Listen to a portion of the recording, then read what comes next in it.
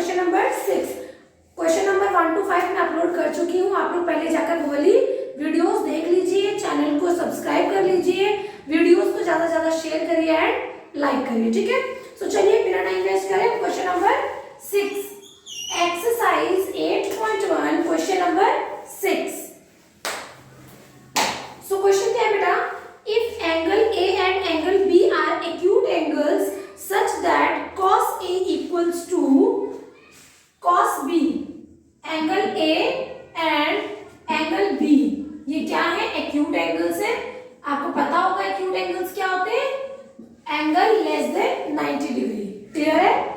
उसके बाद क्या बोला है हमें, cos A equals to cos B, cos A equals to cos B, और हमें क्या करना है, शो दैट, शो करने के लिए बोला है angle A equals to angle B, clear है। Show that angle A equals to angle B। So बेटा बहुत इजी क्वेश्चन है, बहुत ही इजी, फटाफट से स्टार्ट करते हैं। क्वेश्चन में हमें गिवन इंफॉर्मेशन क्या है, angle A and angle B are acute angles, और हमें प्रूव करना है A और B इक्वल है। एक्यूट यानी लेस देन 90 डिग्री, तो हो सकता है 30 या 60 हो, ये 25 या 75 हो, क्योंकि 90 डिग्री होता है ना सम। सो क्या कहते हैं, यहाँ पे हमें कंफर्म नहीं है। सो हम सबसे पहले क्या कर लेते हैं, ट्रायंगल बनाते हैं यहाँ पे, और इंफॉर्मेशन के अकॉर्डिंग हम आगे प्रोसीड करते हैं। बेटा क्या बोले, A and B are acute angle, A and B are acute angle, तो नॉर्मल सी बात है, ये ए और बी हो गए, क्योंकि तो आपको पता है कि राइट एंगल ट्रायंगल में होता क्या है, राइट एंगल ट्रायंगल में एक एंगल तो 90 डिग्री होता है। तो अगर ये 90 है तो ये दोनों में से कोई भी पॉसिबल नहीं है कि ये 90 हो या 90 से अबव हो, तो दोनों ही एक्यूट एंगल हो गए, और ये हमारा सी आ गया, क्लियर है, ये हमारा सी आ गया। और हमें क्या गिवन है, cos A equals to cos B। When we are talking about cos A, यानी A मतलब थीटा, थीटा यहाँ पर है, तो cos की वैल्यू क्या होती है अपनी, याद है ना, P B P H H B। यही हमने फर्स्ट क्लास में किया था, इंट्रोडक्शन में किया था ना, पंडित बद्री प्रसाद पांडे हरि हरि बोल, ठीक है, इससे तो याद हो गया होगा अब तक आप लोगों को। ये हमारा साइन थीटा, ये हमारा कॉस थीटा, तो कॉस हमारे पास क्या होता है, b upon H. Basically cos हमारे पास क्या होता है, b अपॉन एच, तो मैं ऐसे लिखूं cos A equals to b upon H. So अब जब cos A थीटा ये है, तो ये क्या है, ये परपेंडिकुलर है, ये परपेंडिकुलर है, तो बेस और हाइपोटेन्यूज ये दोनों हो गए, तो हमारे पास बेस कितना है, AC, और हाइपोटेन्यूज कितना है बच्चे, AB, क्लियर है। उसके बाद क्या बोला है, cos B, cos B क्या है बेटा, वो भी हमारे पास b अपॉन एच रहेगा, बेस अपॉन हाइपोटेन्यूज ही रहेगा, बट अब थीटा चेंज हो गया, थीटा कहाँ आ गया, B पर।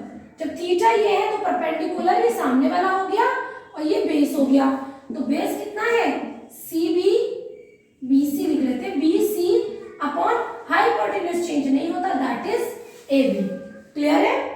सो according to question, cos A equals to cos B, so cos A की वैल्यू क्या है अपने पास, AC अपॉन AB, और cos B की वैल्यू क्या है बेटा, BC अपॉन AB, ठीक है। सो आपको मैथ्स में इतने ट्रिक्स याद हो जाने चाहिए कि अगर इक्वल में बेस सेम है तो वो कैंसिल आउट हो जाता है, बट मैं आपको करके दिखा रही हूँ क्यों हो रहा है ये कैंसिल आउट। सो ये है AC अपॉन AB और ये है BC अपॉन AB, ठीक है। सो मैं क्या कर सकती हूँ, AC अपॉन AB, ये AB यहाँ डिवाइड हो रहा है बेटा, अपोजिट साइड इक्वल के उधर क्या हो जाएगा, इनटू हो गया, और इक्वल में यहाँ रह गया BC, ठीक है। AB से AB कैंसिल आउट हो गया, so AC equals to BC, AC और BC ये दोनों हमारे इक्वल, अब AC and BC are equal, ये दोनों हमारे इक्वल हो गए, AC और BC, ठीक है।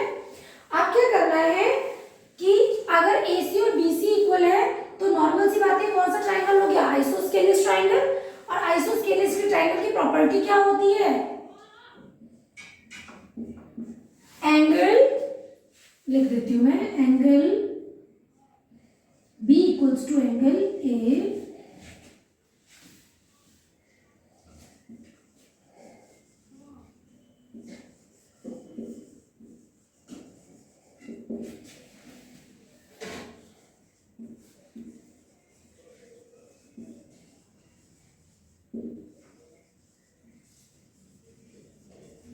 angle opposite to equal sides are equal. So angle B equals to angle A.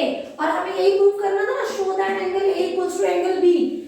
Property समझ आ गई, हैंस प्रूव्ड. प्रॉपर्टी क्लियर हुई बेटा. आइसोस्केलेस ट्रायंगल क्या होता है? जिसकी टू साइड्स इक्वल होती हैं और जो इक्वल साइड होती है उसका अपोजिट एंगल इक्वल होते हैं. ये A है, ये B है, ये C है. तो AB और AC ये दोनों क्या है? हमारी opposite side, sorry equal sides है. तो इसके सामने वाला एंगल यानी एंगल C और इसके सामने वाला एंगल यानी कि एंगल B, ये दोनों इक्वल होंगे. सो यही हमें प्रूव करना था. नाउ है